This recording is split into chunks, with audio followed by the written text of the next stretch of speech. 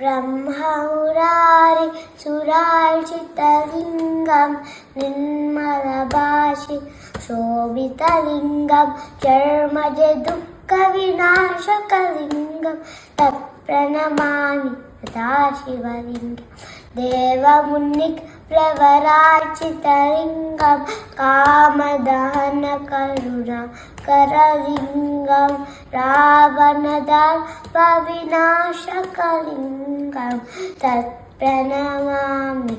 सदाशिवलिङ्गं सर्वसुगन्धसुलेपितलिङ्गं बुद्धिविवर्धनकारणलिङ्गं सिद्धसुरासुरवन्दितलिङ्गं तत्प्रणमामि सदाशिवलिङ्गम्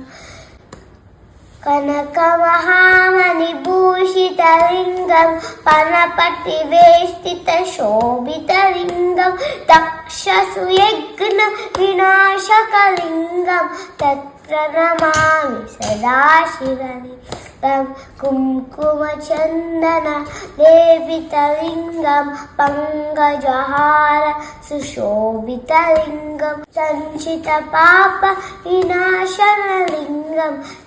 प्रणमामि सदा शिवलिङ्गं देवगणार्चितसेवितलिङ्गं भावैर्भक्तिभिरेव च लिङ्गं दिनकरकोटिप्रभाकरलिङ्गं तत्प्रणमामि सदा शिवलिङ्गम् प्रस्तदलोपरि वेष्टितलिङ्गं सर्वसमुद्भवकारणलिङ्गम् अष्टदरिद्रविनाशकलिङ्गं प्रणमामि सदा शिवलिङ्गं सुरगुरुसुरवरपूजितलिङ्गं सुरवनपुष्प सदार्चितलिङ्गं परमपदं परमात्मकलिङ्गं तत्प्रणमामि सदा शिवलिङ्गम् लिङ्गास्तिकमिदं पुण्यं यत् पठेत् शिवसंविदौ